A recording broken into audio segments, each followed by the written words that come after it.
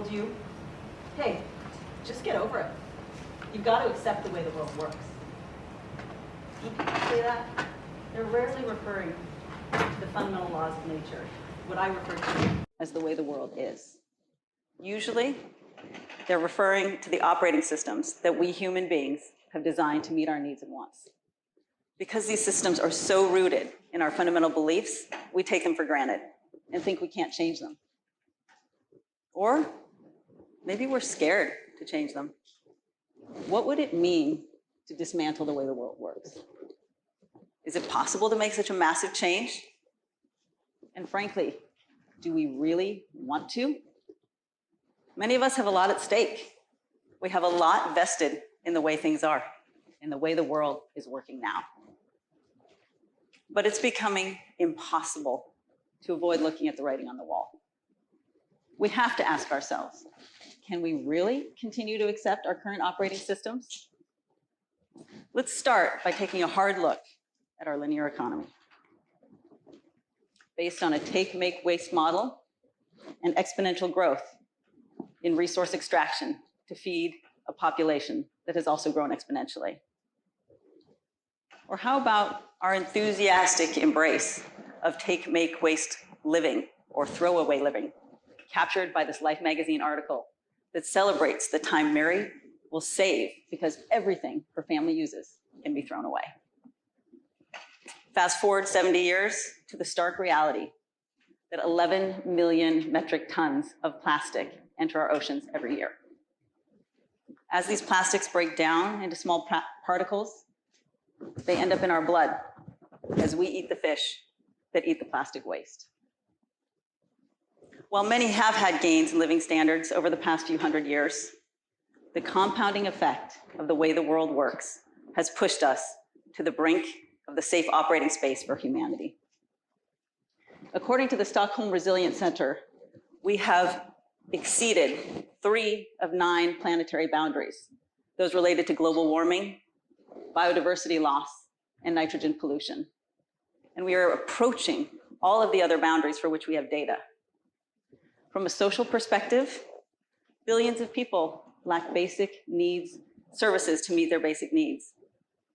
And we've lost cultural diversity and indigenous knowledge and created entrenched local and global rifts through the mistreatment of one another. So, what would it look like to no longer accept the way the world works? This is precisely what Paul Hawken, author of Project Drawdown, implored university graduates, not unlike many of you here, to ask themselves when he urged them to act. He said, society needs a new operating system. You are the programmers, and we need it within a few decades. What we so desperately need is an operating system that supports inclusive intergenerational well-being. Well-being where all people experience that, not just a privileged few, and not just today, but across generations. So where do we even start with this daunting challenge?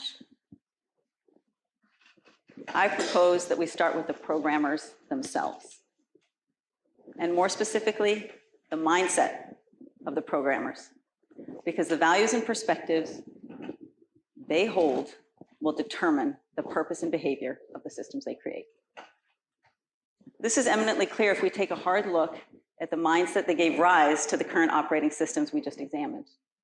Beliefs and assumptions, such as growth is good, nature is a stock of capital to be used and converted for human purposes. Responsibility of business is to generate profit, and optimizing convenience and efficiency is paramount.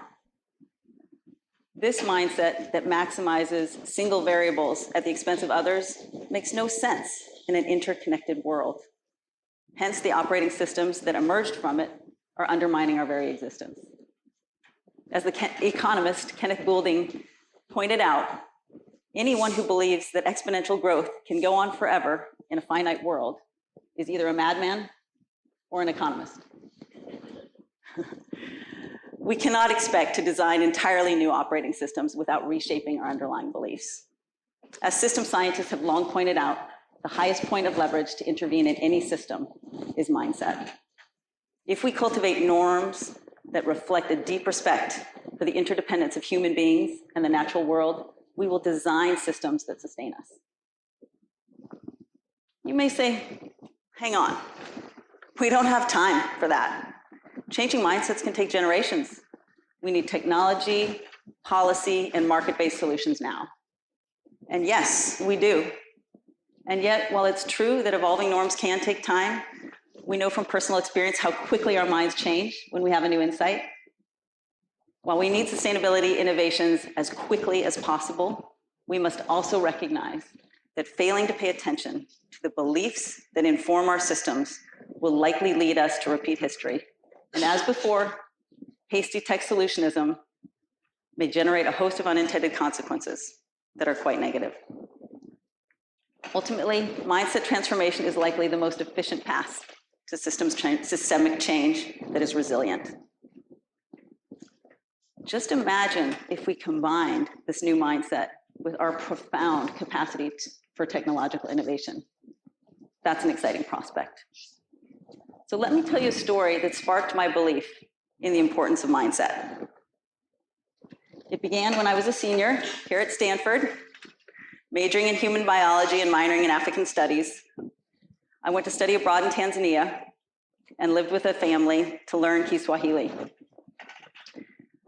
I worked on their farm during the day and slept in 2 beds with my 6 Tanzanian sisters in this picture, shown at the bottom right. And then I moved to the northeastern part of the country in the Usambara Mountains to live with a community. While I was there, a non-governmental organization came with a smokeless cook stove they had invented. They hoped to eliminate respiratory illness in women and children who were cooking on an open fire inside their poorly ventilated mud huts, shown in the rest of the pictures. The NGO planned to provide bags of sawdust to serve as fuel, so women would no longer need to walk 10 miles a day to collect firewood from the mountains. This would also, they hoped, reduce deforestation and erosion in the mountains. As with so many sustainability interventions, the effort failed. Despite the fact that the cook stove was elegant, well-tested, and affordable, it was rejected by the community. Why? Sitting down with women who I'd come to know and rely on, I found out what was really going on. The community wanted some smoke in their huts because it kept mosquitoes at bay, and they were more concerned of more imminent death from malaria than long-term respiratory illness. As arduous as it was, women valued their time together alone on their walk because it was time they could strategize and address issues they were facing with men in the community. The community had a strong tradition of eating roasted white corn on an open flame. That wasn't possible with the cook stove design. And the community wasn't confident in the supply of sawdust. Where was it going to come from? And what would they do when the stove needed repair? This experience was so eye-opening for me that it inspired me to devote my career to investigating the mindset of what I call the new leaders, individuals capable of radically accelerating our transition to sustainability. Over the past 30 years, I've worked with more than 1,000 sustainability leaders in Africa, Asia, Latin America, and the United States to understand what makes them successful. Most recently, I've deepened this exploration with colleagues here at Stanford as we've designed and taught the university's first ever sustainability leadership curriculum to undergrads, graduate students, and professional learners and executives. The curriculum has a strong emphasis on mindset in addition to knowledge and skills. And what gives me so much joy and hope every day is collaborating with my students as they develop the new leader mindset, to see the transformation occur in them in a period of weeks, and to watch them gain true sense of agency and identity as sustainability leaders. And this, I mean, students of all ages, from the freshmen I teach to the distinguished career fellows who are in their 70s. So let me take a moment to describe 3 essential elements of the mindset of new leaders. A simple formula that represents their transformative leadership capacity. This formula is like a roadmap for the internal transformation required in order to spur the emergence of our new operating systems. First, new leaders understand complexity.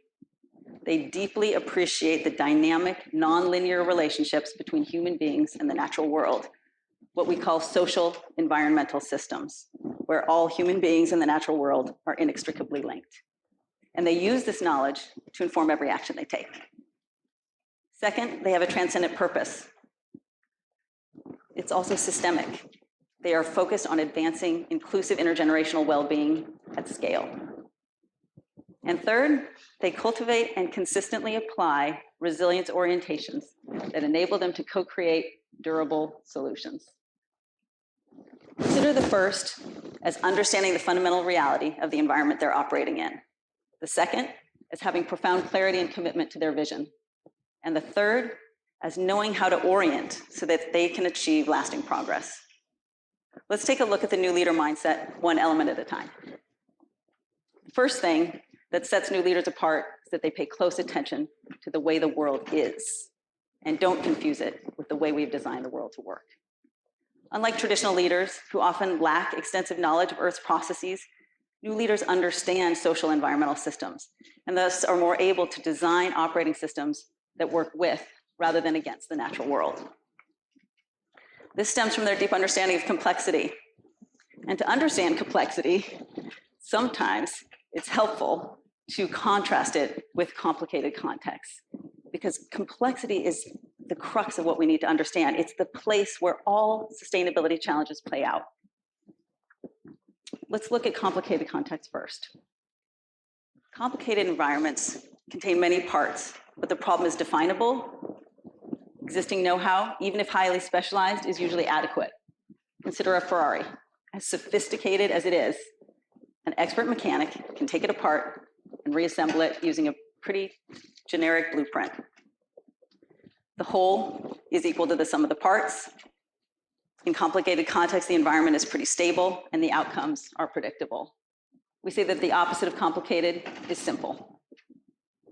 In contrast, we turn to complex contexts, these places I said where all sustainability challenges play out. We see that we have parts that are so interconnected as to make the whole perplexing. And existing know-how is insufficient to solve problems. The whole is in fact much greater than the sum of the parts. Consider how a tropical rainforest generates its own rain, recycles nutrients, has emergent properties, all because of the dynamic relationships in the system. In complex contexts, many aspects of a problem are not definable. In the rainforest, we can't predict what happens when a water source is rerouted or a species goes extinct. The context isn't fully knowable, and the outcomes are unpredictable.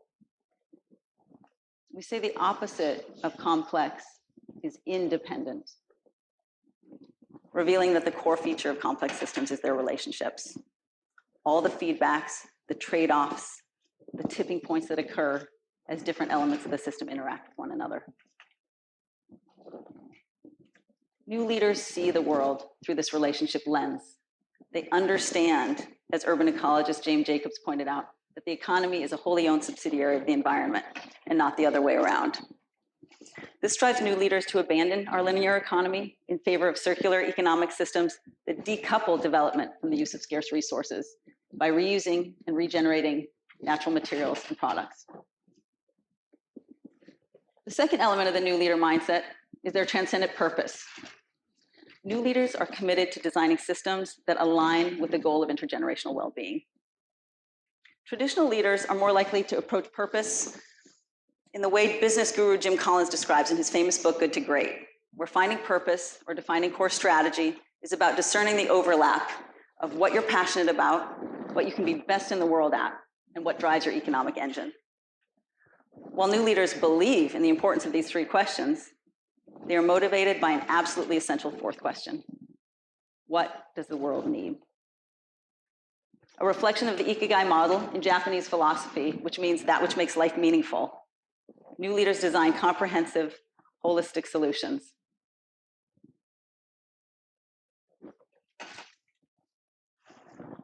Let's take a look at the next element, resilience orientations, perhaps the greatest superpower in the mindset of new leaders.